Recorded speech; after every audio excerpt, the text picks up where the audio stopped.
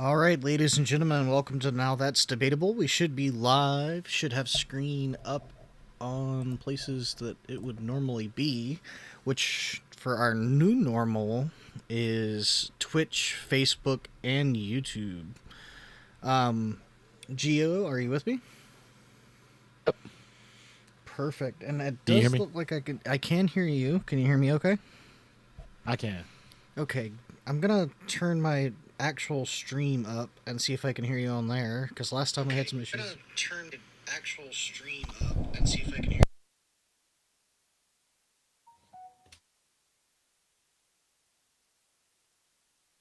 Geo, do you mind talking for real quick? Yeah. You hear me?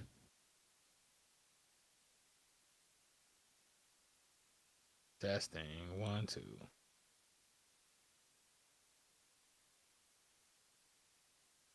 Okay, I just wanted to make sure I could hear you in the stream before I turned it down. I can. A little bit of a delay in the stream, but that's kind of normal, what we expect at this point. But I can hear you on both. And I think you can also hear you on both because I hear you listening to the stream. So there's the live stream there. Yeah. Good to go. I was listening to the stream just to make sure. Yep, I just have a wanted to repeat do of the same last thing. week.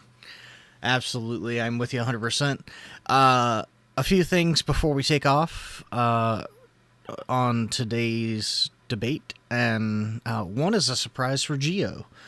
I've told you about it before, and our listeners may have heard me mention him in passing. But one of my buddies named Eben is on vacation this week, and next week I think he wants to be a co-host for our show. So I told him if he had a specific topic that he wanted to cover, we would love to have him on, and you and I can kind of tackle his viewpoints and sharpen iron with iron and see where he stands on some things. And I'll try to get a topic specific from him that he would be interested in discussing, and we'll talk off air. But just wanted to kind of give you a heads up, Geo, and to all of our viewers. We're going to have a guest speaker on hopefully next week. He's a pretty smart guy, and he may have some different opinions than Geo and I, depending on the topic we cover, of course. But you're welcome to call in while he's on. He is open to that idea and concept. And if you're a frequent listener and you want to get your voice heard, call in. The number should be flashing up on the screen right now. So we are open to it all the time. We did a test call earlier today. Should be good to go there. And other than that, the only other thing I did want to mention is obviously this week you see that we're doing the Constitution. The reason for that being is because we had an issue with sound last time where we couldn't hear Geo, the co-host. And obviously I kind of came across as one-sided because you couldn't hear his statement and there was a lot of silence and dead air. And we should have that corrected this time. And without much further ado, Geo, you want to jump in? Want to add anything before we get going? No. I'm good. We can go ahead and start talking. All right, yeah, let's absolutely tackle right into that. The only thing I did want to mention as we're getting going and underway, if you are in any of our chats, please say hello. I'm going to type say hello in chat right now. It should come up on the screen. Since I'm contributing to all of them simultaneously, you'll notice that if you're watching live on Twitch or Facebook, it comes up with one of the two top symbols here on the screen, and then the third symbol there is if you're watching live on YouTube. So if you comment live or say anything live on any of them, this is how it's going to come up. Feel free to say hello just to show your support, or ask questions, give interjections. Feel free to call in. That number is 202-888 5350. That number is live and active, and we will answer it if you call in. So, I think that's going to cover about everything we need to do before we get started. And without further ado, let's tackle the Constitution again. This time I am still a little under the weather, but I will be able to contribute a little more than last week. And it sounds like we've got our sounds set and working correctly this time. So, Gio, let's talk about the Constitution. Constitution. So, Constitution. I don't know if you're watching the U.S. Constitution. If you're just listening, you may not be able to see what we're talking about. But we have a list, and it starts off with the 7th Amendment. So, yeah, we have some contested points up here, and we're open, obviously, to others if anyone is listening or watching and would like to add or contest one of the reasons that we have up, or would like to add your own. You're more than welcome to do so. But the 4 things we have up right now are the 7th Amendment, the 16th Amendment, the 17th Amendment, and then proposed new amendment with S in parentheses, as if potentially needing more than one new amendment. So, starting with the 7th Amendment, I'll just read that one out since I have it right in front of me, if that's okay with you, and we can kind of talk about it.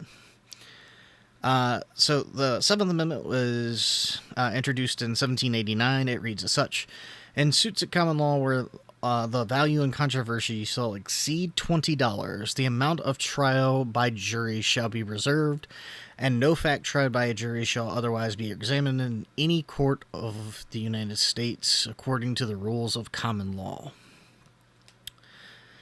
Yeah, and so most recently revised in 1992, by the way. But I think the majority of the impactful language was left the same. So really kind of silly. And you wanted to include this one, so feel free to take it away, or I don't mind jumping in, because we're on a pretty strong accord here as to the silliness of this amendment. For this one, the problem is much more trivial than the other amendments. For this one, the amount, $20. I looked up what $20 would have been back in the year 1800s, which is just 11 years after. Yeah, it would have been this amendment was added, so it wouldn't have changed that much, and it's roughly $450. So I think this needed to be updated. $20 a trial by jury in federal court for $20. Come on, at minimum, at least adjust for inflation.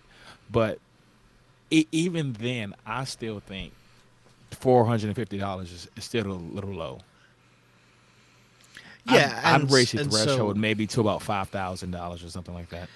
Yeah, I agree completely. The idea of a $20 threshold is just ludicrous, but even adjusting for inflation, I believe that you're probably a little off the mark.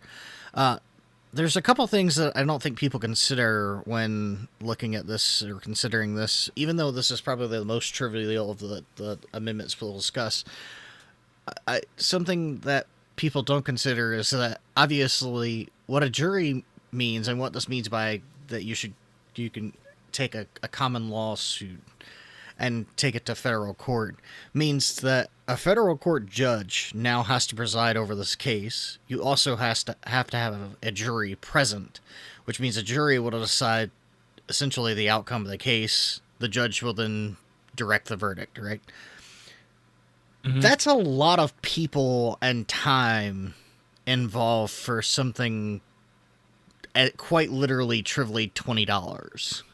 Really? So even adjusting for inflation, like $450, you have to keep in mind like 12 people that are considered quote unquote your peers that would be selected by your jury selection process, and a federal court judge and a bailiff and whatever else is necessary, a court clerk, all have to be paid to deal with your $500 quibble. And that's just kind of silly. Imagine, I mean, well, now, right now it's just $20. Well, yeah, I mean, Imagine trying that to was be a adjusting juror. for inflation, Yeah, but imagine being you a could juror. literally do it for $20. I bought a snapback a few days ago on discount for $20. Imagine being pulled from work, to sit hours in a courtroom because To go through I'm jury having selection yeah and right have, you know, lawyers or hack. literally asking you questions and you having to fill at least 2 questionnaires out and legally be there or face prosecution for avoiding jury Constitutionally, selection. Yeah. just legally, Yeah. constitutionally. Constitutionally required by law. Otherwise, you could be hit with a federal fine. Yeah. $20. Yeah. So, So, and something I mentioned at early on in the last discussion that we had on this exact topic, and something that I'd like to bring up again is I won't quote Thomas Jefferson, but I will kind of give the gist of what he said when he was talking about the implementation of the Constitution for the United States. Although most people associate Jefferson with the Declaration of Independence, and rightfully so. And he had some interesting political and personal stances on a lot of things, and I'm not going to go into them all.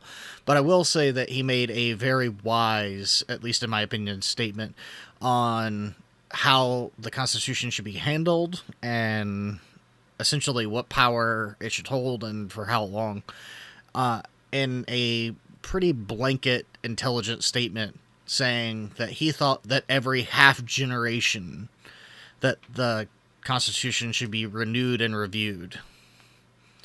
And by that, he meant basically every 5 years, which at the time was slightly less frequently than a single term as president. And it's been that way forever. So obviously, like, even though Washington served 2 terms, and Jefferson ended up serving 2 terms, which is 8 years, he thought approximately every 5 years, the Constitution should be reviewed, renewed, updated, brought up to speed, because he knew at the time of writing and at the time of the implementation that it wasn't going to hold up. And also too, that's pretty good didn't forethought. yeah, but like also too, what he didn't want was for Americans to be bound by the contracts made by their fathers, right? Yeah, Kind of like yeah, a when really, really good point there. right when my father drinks sour wine, the children's teeth are set on edge, right? That's not what we want. So I should have the right to design the government my liking, Right, and and not be I bound think, to one that was yeah, I think my it just shows us ancestors. some incredible forethought on behalf of Jefferson. Although, like I said, there's some obvious things that I disagree with from Jefferson politically and otherwise. But having the forethought to come out and say, our Constitution's not perfect, it won't be perfect, and it's going to need updating, and it's not like our founding fathers were there to literally put everything in stone with no intention of it ever being changed. It was designed with a specific thought in mind, and most of our forefathers, including, especially in this case, since I was kind of passively quoting him, Thomas Jefferson, thought these are not things that are going to be permanently impactful. These are things that are You going to know, be updated. what's a problem that you could run into with that? Updating the Constitution every so many years, or letting people just write it from scratch, from a perspective of international affairs, it would be very difficult to make long-standing agreements with other nations. Is right. Yeah, I You mean, did potentially. you have some treaty where there was with trade or whatever, and then country has to keep in the back in their mind that in a few years that country might not exist in its current form. It may or may not void your treaty. Yeah, but I think Could create some you problems. know a intelligent and developing and wise country on both sides would say that, like, this is the agreement that we want, whether, you know, other aspects of our country change or not. It's not relevant to the agreement that you and I are making right now. Yeah, but there may be maybe aspects about the new constitution that would make the current treaty impractical. Well, I mean, it's Like it's I not can't like think of a we're specific currently. example right Yeah, now. I mean, I get what you're saying, and I get it. I do. It just seems that, like, things that are updated as far as on a constitutional status and constitutional basis aren't really that frequent, and they don't really impact, like, international treaties too often. I mean, well, right now, because I mean, right now you're looking at an example of the amendment process, right? When we just change it, add an amendment, it'll adjust one thing. It won't change the entire Constitution. But Thomas Jefferson was talking about something like very different. Like this Well, is I don't think he was practically necessarily starting from talking about scratch. rewriting the Constitution every 5 years. I think he just meant, like, constantly monitor and update as necessary. I think he was more of be mindful You that have to this look at the isn't quote. permanent. From what I remember, I thought he was talking about changing the government. No, I don't believe so. I could be wrong. I'll see if I can pull up the exact quote from him in a minute. But in the meantime, did you want to continue on the 7th, or did you want to move on? Yeah, but yeah. Well, the Seventh Amendment. I mean, there was really nothing else that tell you about that. Actually, I did find that quote though. So I guess it's this one more fall in line with what you said. It says the Constitution should be revised every 19 or 20 years. It could fall more in line. It depends what he means by revised, like to what degree. But it may not need to. I don't totally disagree with you. I just think it may not be vicious to make very significant changes to the Constitution, even every Yeah, 19 so or 20 years. the That would exact be quote, and I think it helps at least where I kind of thought Jefferson lied on what he meant by that, is he wrote, and I quote, "We should provide in our Constitution for its revision at stated periods. Each generation should have the solemn opportunity to update the Constitution every 19 or 20 years, thus allowing it to be handed on with periodical repairs from generation to generation to the end of time." I don't think, I mean, I could be reading that wrong, but I think essentially what he was saying is that every generation should have an opportunity to basically make updates as necessary. I And mean, they those can do that now generation, with Article 5. But there's your amendment process. yeah, and that's You why I don't don't even think have, it you would need to be wait it would every be generation. massively different than what Thomas Jefferson necessarily had in mind. It's just that we're not really taking like I guess like a Congress to specifically talk about potentially updating the Constitution. As far as I know, there's no, like, you know, congressional establishment held every 20 years to review the Constitution and its language and laws.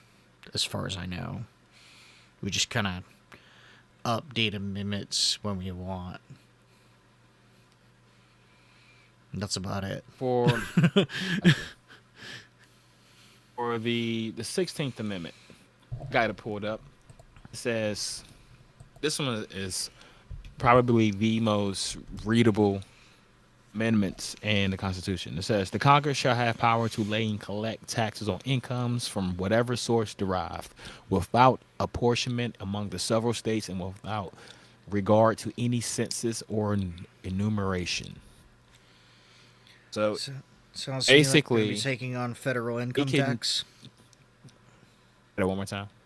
So it sounds to me like we're taking on federal income tax. Yeah. I mean, you can tax literally anything to whatever percentage you want. Yeah, to There's no percent. parameters here. the government gets to define what income is. And you could say income is just about anything. It even if I saw this one article a few days ago, and it was talking about this new policy the IRS has for reporting illegal income from drugs and stolen property and etc. You Right, have to right. file your taxes on that. So, I mean, as absurd as that seems, highlights the fact that they get to define what income is. So, literally, no property that you have is safe. It could be taken, and it would be constitutional. Uh, There may be some tax laws after that were added after this that they put some limits on those, but those are easily changed, and I don't even know if they exist. Now, but by As far as the that, Constitution is just to concerned, there clarify, is no limit. just to clarify, do you mean eminent domain? Oh, the domain's a little different. That's when they take they'll take your property, give you an amount for, and it's for a public use. This is, and that's in the Fifth Amendment, I believe. But for this, it's not is. I mean, you could, I guess you could make the arguments for public use because it's for taxation purposes, but it doesn't define what the tax money has to be spent on. All it says is they have a right to take it. And Yeah, I mean, that's the point I want essentially, to highlight. yeah, essentially it's the constitutional right for the government to say that anything that you basically gain Boom. is income, and they can tax that to an nth degree without any repercussion or check in place. 100%. Can you make a could you make a argument from the Constitution why the government couldn't tax you at 100%? I mean, is take all of your wages. Yeah, constitutionally, I don't think I could, just because obviously we're discussing the 16th Amendment, and the wording does not specify any limit or cap in which the federal government is held to, nor has That, my reserve friend, on. is scary. Yeah, I mean, essentially what that means is that the government, the federal government, could tax you senseless, and there's literally no repercussion. Or, There's no legal like, recourse. there's no constitutional protection against it either. As a matter of fact, Amendment number 16, which is the one we're discussing, gives them that right. It gives the federal government that right. And it doesn't say how they have to distribute that money. So I makes a specific statement that that money does not have to go to any state. So they can take that money and use it in the federal sense, and then it doesn't have to benefit you at a state level in any way, shape, or form. Yeah, I mean, I think the founders, the founding generation would they'd be shocked, be turning in their graves if they saw that. I think that depends on specifically who. Depends But- on who we're talking about. Yeah. Yeah, I mean, Bro, you talking about Alexander Hamilton? yeah, I was gonna say, I think specifically Alexander Hamilton probably wouldn't care too much, and that's Yeah, I he mean, probably would have agreed with this. yeah. I bet you some people, if you're watching and all the information you have about Alexander Hamilton is the musical or he's on the $10 bill, you should be very aware of the fact that he was pro big government and pro national debt. So something to be very aware of, that Hamilton would be pretty pro-tax because he was first Secretary of Treasury and founder and establisher of the First National Bank, and he would not mind taxing you at any rate. because it I don't would know. go to I'm not. his I'm not gonna put the department. 100% thing on him. I mean, even like Maybe. the progressive from that founding generation was still pretty moderate by today's standards. Yeah. I mean, Not to beat the dead horse, but since he was kind of one of his biggest oppositions, people like uh, Thomas Jefferson, who would have opposed, he was pretty anti-federal government in general. yeah. But he would have definitely been against something like this. He may have had some interesting other political stances, but as far as establishing a non-checked federal income tax, Jefferson would have been completely against it. Yeah, he would not have stood for Do you have that. anything else you want to say about the 16th Amendment, or did you want to move on to the 17th? I'm good with moving on. Unless there was anything you wanted to Okay. add. Yeah, the 17th Amendment is going to be the most complicated one. It is complicated. I have it pulled So up. If you'd like, I can read it. I can read. I think to the first sentence would be the logical stopping point. before you read one, one second, I just want to. Somebody said they had just messaged us in chat. Oh, it says taxation at 100% would eliminate the pursuit of happiness. Uncommentary. I wait. And they said, how do you file income tax on illegal gains? To answer your first question, since I read them in the wrong order, how do you file income tax on illegal gains? Is that the IRS doesn't care how you gain your money necessarily, and there's pretty much a tax form for anything and everything, which includes illegal trading, drug trading, and trafficking, even things like human trafficking. If you've gained any sort of finances from it, there is a form to actually Yeah, file I just looked taxes it up. on It says Schedule 1, Form 1040. Yeah, basically anything that you use to gain income, the IRS will take their money on it. They don't care how you acquired it. It sounds bad, but that's not their job. Their job is literally to collect taxes. So they don't care if you're trafficking drugs or people, or you're murdering people, taking their money.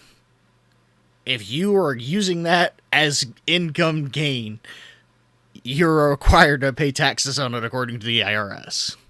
Yes, and there was one caveat you can get out of for illegal income, like for example, stolen property. If you return it within a year, you don't have to pay taxes. But if Yep. you return the stolen property with the next year, you have to report that income. So, like, say if you steal a car and the car is worth $20,000, you got to report that. Yeah, and to clarify a little further, even, and is that income is basically, at least according to the IRS, is anything that you use to gain funds or capital, property, anything like that. So if you were to illegally take over someone's land, that would be an income tax that you would have to pay money on. So they genuinely just don't care what it is. They just want their cut. So how do you pay income taxes on illegal gains? You file the proper tax forms. I know that seems silly because if you're doing things that are illegal to gain that income, you're probably not too concerned about tax code, but it is legally possible to pay your taxes on illegally gained goods and or, monies. As far as taxation at 100% would eliminate the pursuit of happiness.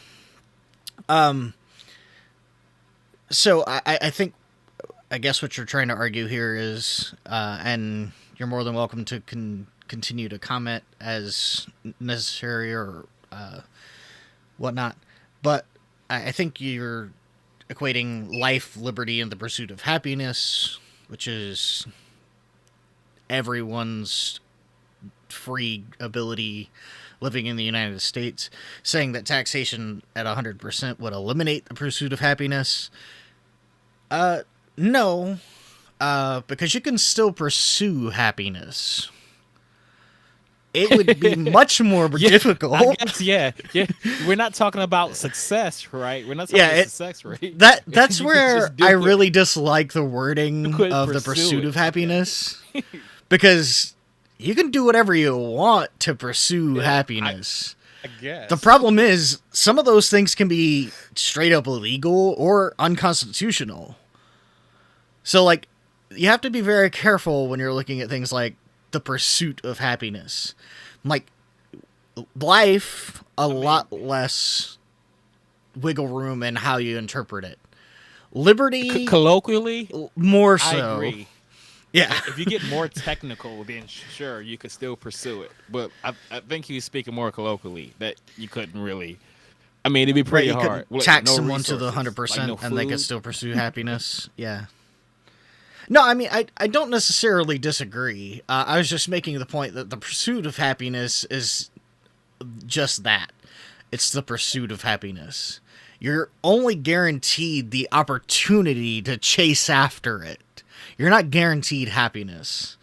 That's definitely not going to be constitutional. It's not going to be any legal residence ever. I mean, he's calling the Declaration of Independence anyway, because the Constitution says property.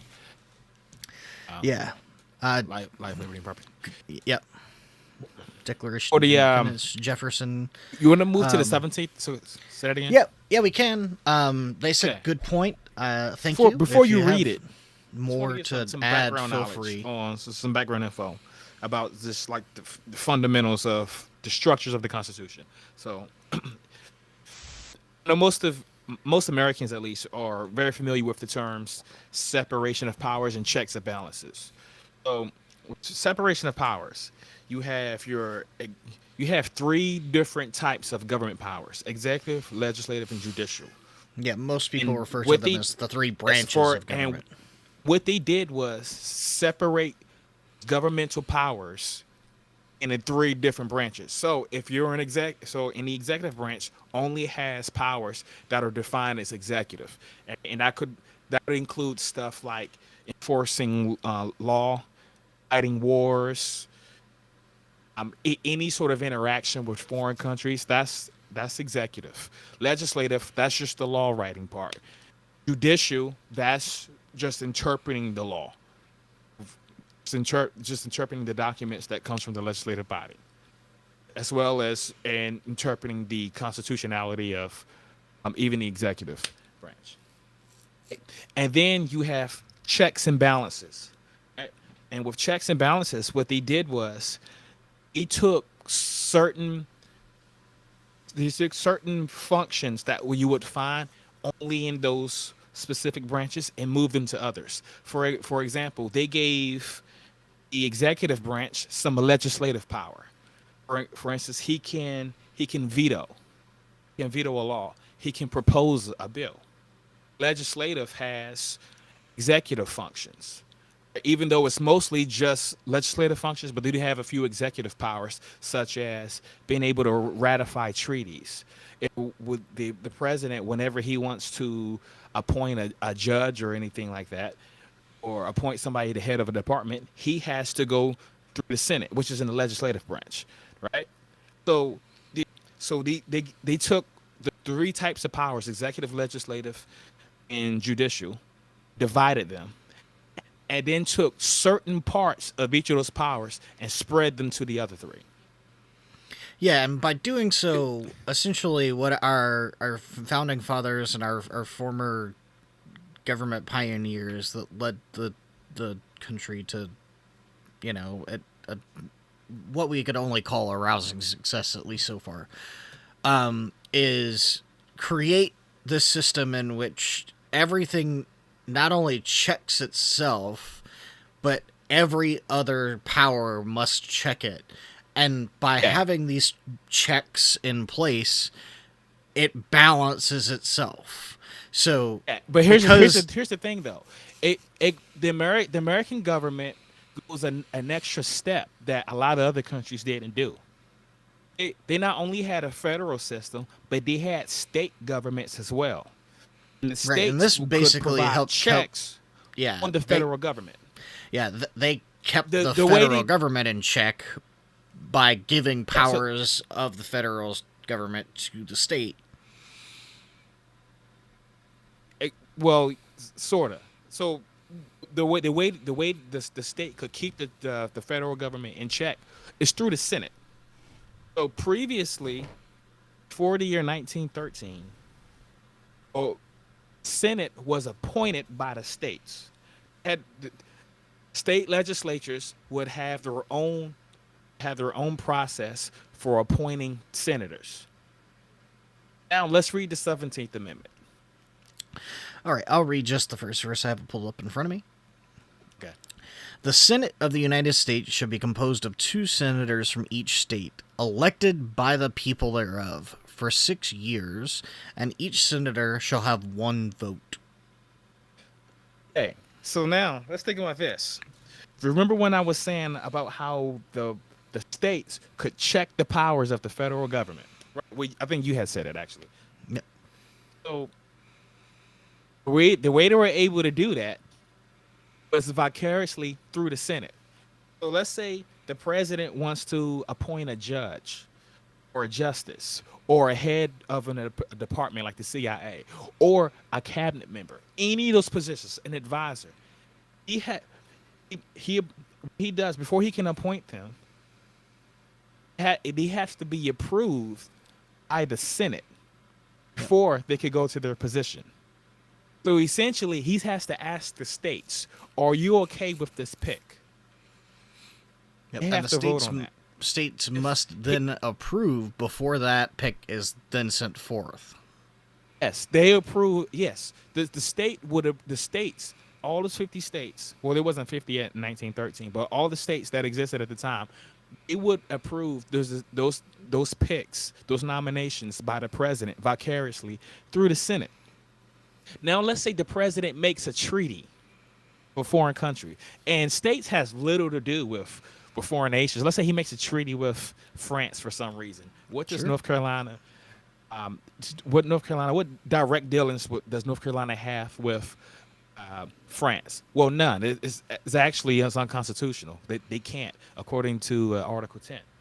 Can't have any Correct. direct relations with them. So, but to clarify, just for funsies, because this may actually come up and it may help, you have to consider that in 1913, you may have had nearly direct dealings with other countries, given that the United States was not the only occupier of the land in which we currently possess.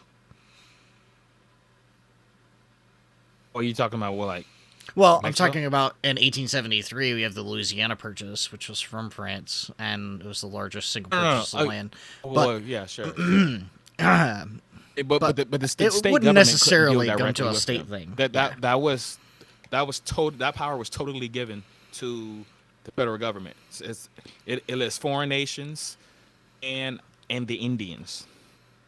Yeah, I'm I'm just saying, but hypothetically, before 1913, it was possible for states to have much more access to direct contribution to countries.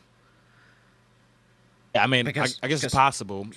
France It existed. wouldn't be constitutional, but I'm not saying it would be constitutional. I'm just saying the reason that this may have been specifically included is because France also occupied a huge part of the current United States back in the late 1800s.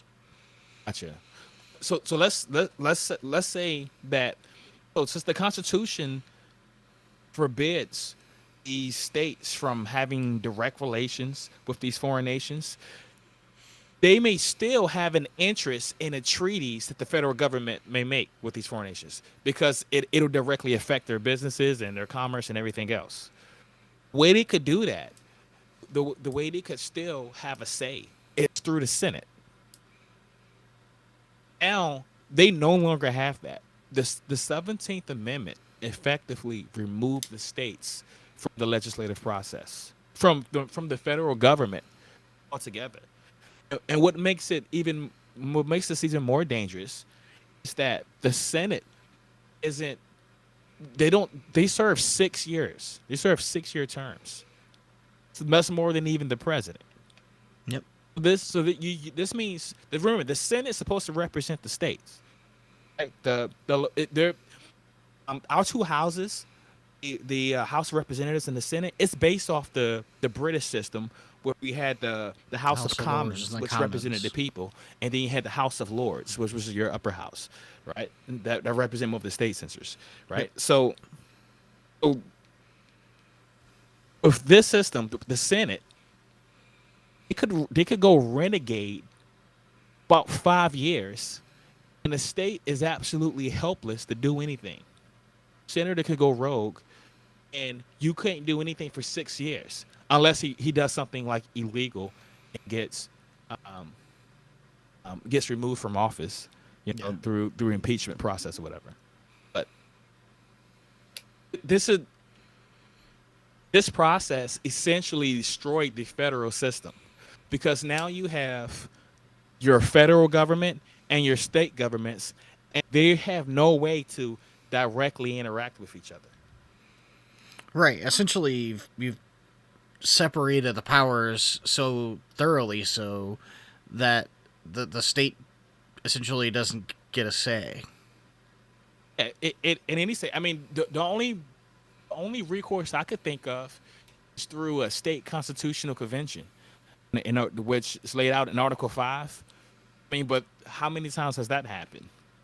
Zero. I can right? tell you that's really hard to do. Modern history. Yeah. It's really hard to do. If you're going to amend the Constitution, you're just going to go through both houses of Congress, which is what we did the past 27 times it's been done. So the way to fix this is just to get rid of it.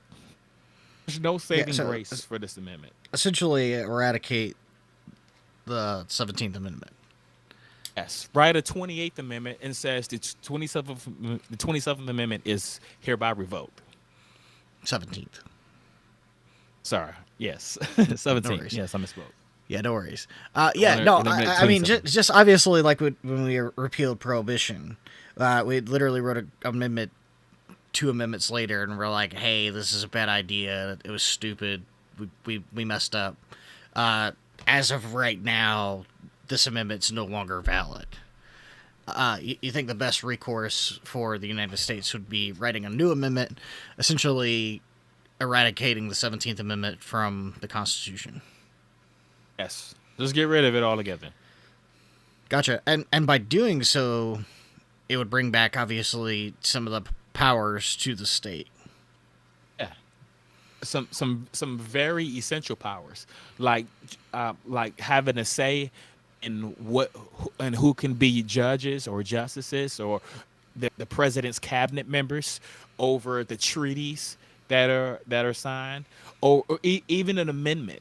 Right, they get votes on amendment because that has to go through the Senate, right? 3/4 of both houses, which means they get a say directly in the amendment process. Through the Senate, the state essentially has a say in every part of the federal process. And by doing so, just to clarify, in case you're wondering why Geo is so passionate about this one, is because it brings back that checks and balances to a previous state.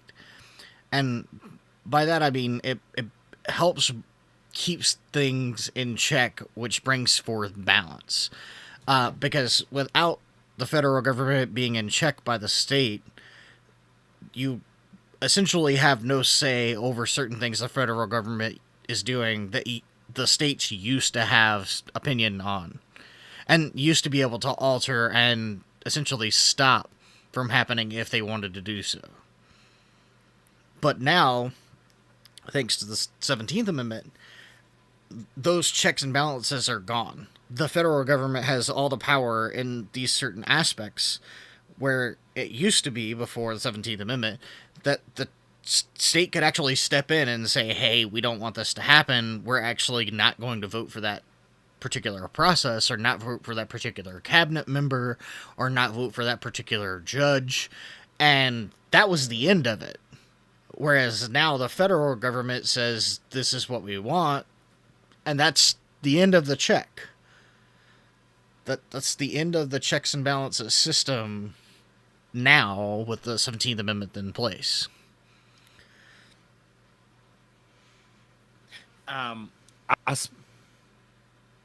There's one objection that I know that a lot of people make to keep the 17th Amendment, and one is that considering the history of civil rights in the 20th century, you're familiar with this. You know, it was mostly the federal government that was doing most of the progressive work. The put the laws that were pushed for equality, like anti-lynching and voting rights, all that type of stuff. This all happened at the federal level, and the southern states were fighting tooth and nail against this.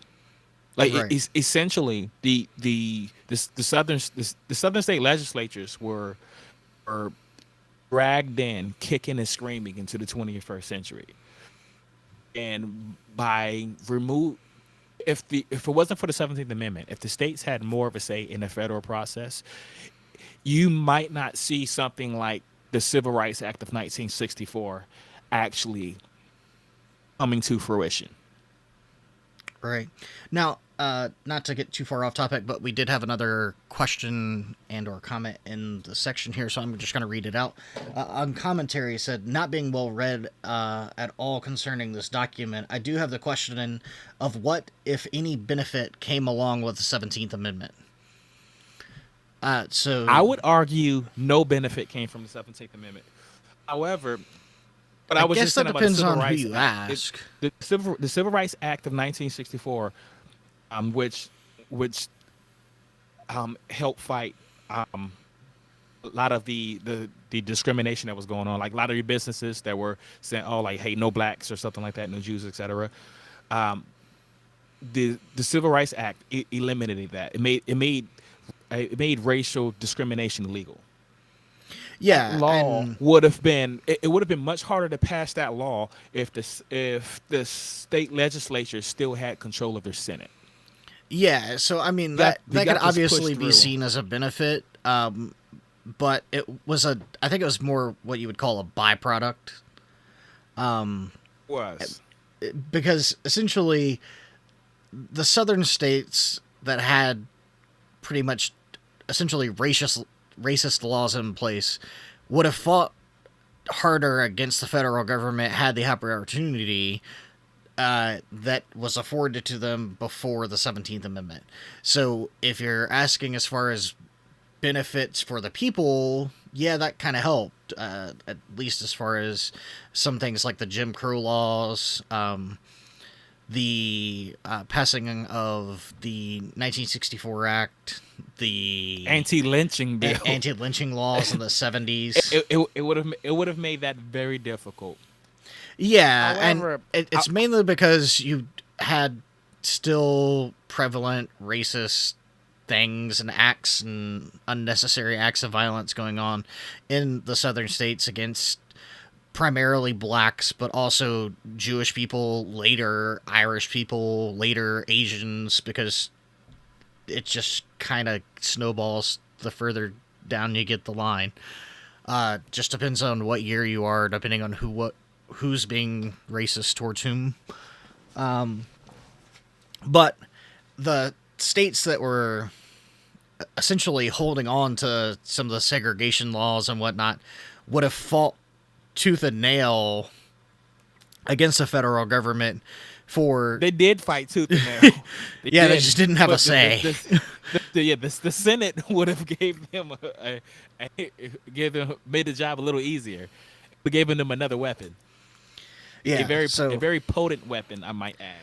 A byproduct of the 17th Amendment is some of the civil rights laws and anti-lynching laws, but it wasn't a strict benefit that came because the 17th Amendment was included. That it wasn't the intention. And also, we don't know happenstance. we don't know what would have happened if it wasn't for the. I mean, if the 17th Amendment never came. I mean, you could have still had the Civil Rights Act of 1964, or maybe it would have taken a little longer, but you would have had something significantly better. Like who knows? So Yeah, it's that's really hard to. that's just Yeah, it's really hard to comment on what might have happened had the 17th Amendment not been enforced or not been yes. It incorporated is into the Constitution. I'm just speculating. However, it is a fact that those southern states were fighting very Aggressively. fighting very yes. So they're fighting very hard against civil rights, and the Senate would have made it even easier for them because we Yeah. already see that they were just completely ignoring law, like the Brown versus Board of Education. Right? And that happened. That court case actually happened in 1953 when the Supreme Court demanded desegregation of the school system. You look like 10 years afterwards, and the schools are still segregated. They just completely ignored. Yeah, I mean, the 10 federal years government. after that, you had the Million Man March. You had. I think you probably mean the March on Washington. Million Man March was like 15, 20 years ago. Sorry, I meant the March on Washington. Sorry, I apologize. But yeah, no, yeah, that you have MLK's assassination happening a few years after the March on Washington. You have even things like Malcolm X coming after, like about 10 years after that, where you still have clear segregation happening, even though the law supposedly eradicated this 20, 30 years before. You still have Jim Crow laws. You still have lynchings. You still have anti-black establishments. You still have like segregation of things like water fountains, public transportation. All that stuff is still around. Yeah, it still You know what existed. though? I was gonna say that there's a biography on LBJ, who's like the muscle behind the Civil Rights Act of 1964. He wasn't a good person. He was an awful man, but he pushed that bill. And if you go look at what he was doing, he was making a lot of like backhand deals with senators, getting them to go against the wishes of their states. That would have been that would have been very difficult if the state still had control of the Senate, right? Because he couldn't make that deal at all. If they vote contrary, they could just pull that senator and put somebody else in who's Yeah, they put a new for representative segregation. in So place he that was would more almost accurately like represent what the bribing state them wanted. in some instances. Get the Senate to go contrary to their state. Yeah, so I mean, these back deals with like LBJ and the again not direct results of the 17th Amendment. Just to kind of clarify and go back on topic, but they're relevant in the sense that it would have been more difficult, and you would have seen more pushback and more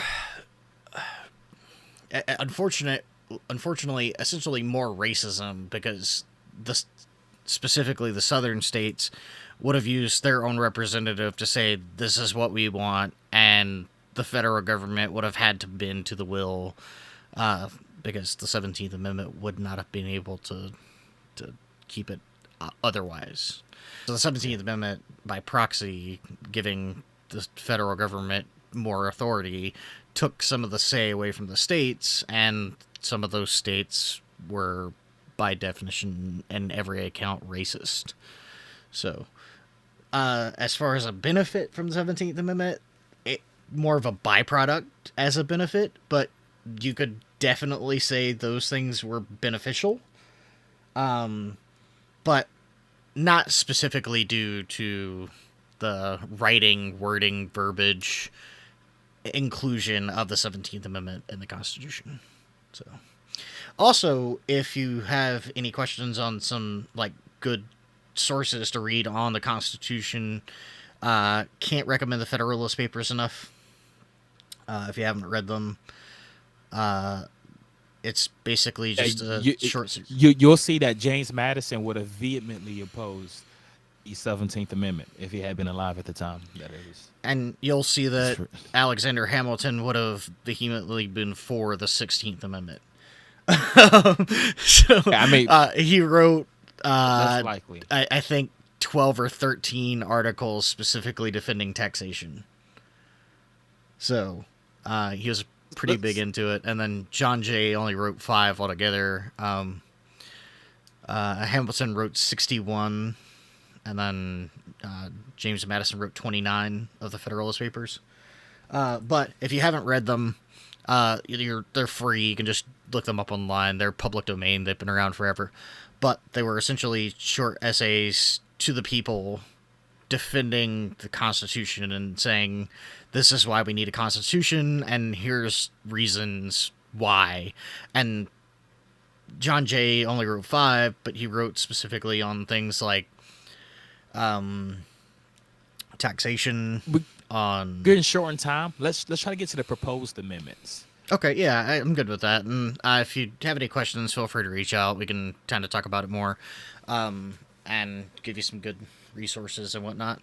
Love to do that and answer any additional questions.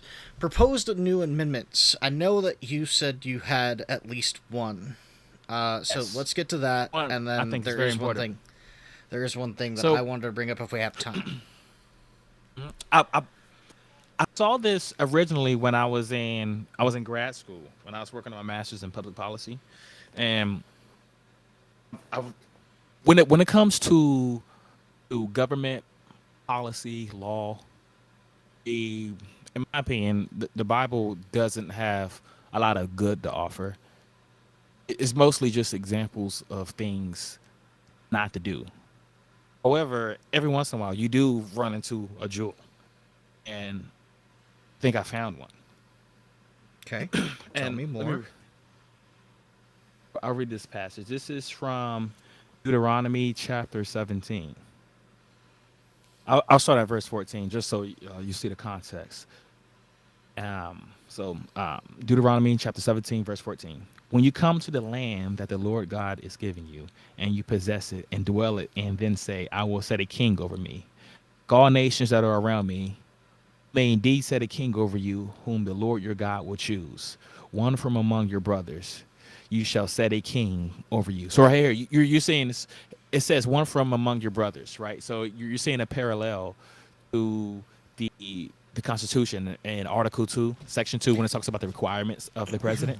Right, He obviously has they have to be a natural-born citizen. natural-born citizen or a citizen at the time of the ratification of the Constitution. So, but I'm not saying that the founders pulled that from this. They probably didn't. In most cases, in order to be the head of a state, you have to be a natural citizen of that country. Right. Then it says, you may not put a foreigner over you who is not your brother. Only he must not acquire many horses for himself. Now, I want to focus on this last part in verse 16. Only he must not acquire many horses for himself. Now, think about this scenario. Let's say I'm a king. We'll call my kingdom Geotopia. And Okay. you're a king. We'll call your kingdom Fasadetopia. Right. Let's say we're back in like 2,500 years ago, right? And I'm gathering a bunch of horses. Why might you be concerned about that? Well, obviously there's a number of reasons to gather horses, but if you're amassing what seems to be an excessive amount, I'd be concerned over the really obvious problem of war. Yes. Because they are the fastest transport in the current era, and they are used for not only transporting humans, but supplies. Right. So, because, I mean, I could be using them for farming, but, I mean, anything on a farm, well, just about anything on a farm that you could use a horse for, you could find another animal that do it more effectively. Right. Yeah. I mean, obviously things Horse. like oxen and donkeys and stuff like that make much better than Yeah. horses. Horses typically are transport animals. Yeah. You might, if I started gathering a bunch of horses, you might think I'm getting ready to try to fight you. Yeah, that would So- definitely be a concern. Yeah, and so we know kings traditionally in most kingdoms, right, including Israel, king had the power of waging war. Yeah, Right? it was the king's fundamental right, and Yes, it's an executive function. He's an executive. So if the king has a bunch of horses, he's in charge of making war, and he can make a direct profit off of war. Right? When the state decides it's going to go to war, going to need horses, right? Who are they going to buy them from? Me, the king. I have every incentive to start unnecessary wars, make a direct profit off of wars. yeah, so it's essentially war profiteering. Yeah, this law would have prevented that. There's a bunch of other passages that make this law for kings in the Bible um, almost um, almost worthless because there's a lot of other things the kings could do, but the Bible doesn't correct it. However, the zoning just on this one part, it creates a huge check. It'll prevent the king from being tempted to go to war for personal profit. He'd be more likely to consider the interests of his people.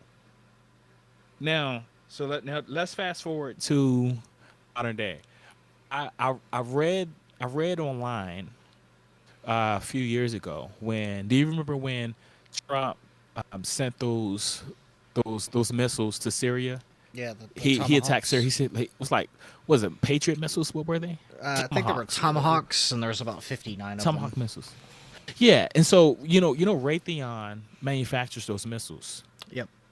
and there was this online article spreading around saying that Trump had thousands or millions of dollars invested in Raytheon, which means he directly profited from bombing Syria. I couldn't find any truth to that, and I did a lot of digging. I couldn't find anything. Right. So I remember I'm not. reading the article, maybe not the exact same article, but I do remember reading at the time when the Syria bombings happening that um, it was speculated that Trump had direct investments in Raytheon. Yeah, and so whether or not that's true, I don't. It doesn't matter for my point. My point is the fact that this is totally legal. I Right. don't know if it did Whether it's happen, but the true or not, fact it's that it could, irrelevant. The fact that it's there's no legal possible. recourse for it. That is legal, constitutional. Yeah. This Whether is a it was huge true is problem. irrelevant. Whether it was possible, which it is terrifying. Mhm. Yeah, The I fact agree it's never been 100%. corrected. Yeah, Well, I agree even 100%.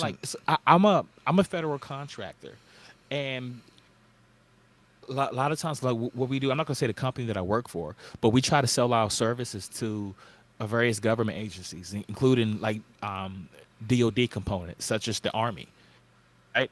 And so because of that, I couldn't commission as an officer in Army. If I were to commission, I'd have to give up my position at my company. Yep. That's because of this huge conflict of interest. However, there is no requirement that I give up a position if I was the president. That is scary. I can't be a second lieutenant who has almost no power because of a conflict of interest. But I could be a president, Right. maintain that position. And just to kind of put that in perspective for anyone who may be watching or listening, uh, what that means is that currently with the system in place and what Geo I think is proposing is an amendment to essentially ensure war profiteering is not only nonsensible but not possible. So our current president, no matter who they are, actually has the ability to invest in defense contractors. And Mhm. by doing so, they could essentially line their own pockets by unnecessary expenditures of tax dollars on things like armaments and make huge financial individual profits because From their war. position in the United States being the president by Yes, just war. making a profit directly from war. This is totally lawful. This amazes me. Yeah, there's currently nothing in place to stop the president from war profiteering. And And they got this what 45 or 4,000 or so years ago. yeah, He saw the problems with this, like and I the think 21st century. just about anyone that was watching or listening, or anybody that watches this in the future, would agree that it's just a silly thing, and it's not something that a lot of people may be aware of. I think most people are going to agree that the idea that the president could war profiteer is terrible. Yeah, Because, I mean, obviously, to me, that seems like it's such an obvious conflict of interest that there's no one that should logically say, I agree. Like, we should, it's fine. yeah, a lot of people probably just never thought about it and have or don't even know it's the case.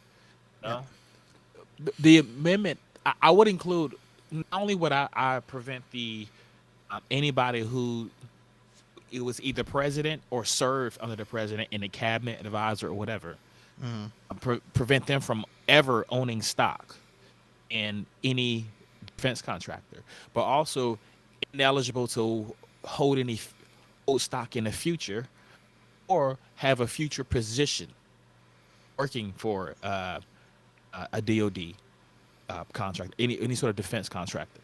Right. And just to We don't need to do expand upon that, obviously, when you say like presidential cabinet, you also mean things like the Department of Defense itself. So, if you're working as the head of the Department of Defense, you probably should not be able to make investments in private companies that are contracting for the Defense Department because of your position, which is a huge problem, but because of your position, which is a huge problem. To sound slightly redundant there. Do you have 2 minutes to tackle what you already know is the big one that I wanted to bring up, or should we hold that off for another time? Let's hold it off because something is coming up. Yeah, fair enough. You said No worries. 2 minutes. Yeah, you know what it was. It was just essentially the path to citizenship. Okay. Just- Oh, gotcha. Yeah, that's all. Let's talk about that on another episode because that can't actually deals with stuff like immigration. We can do like a whole episode on that. Yeah, fair enough.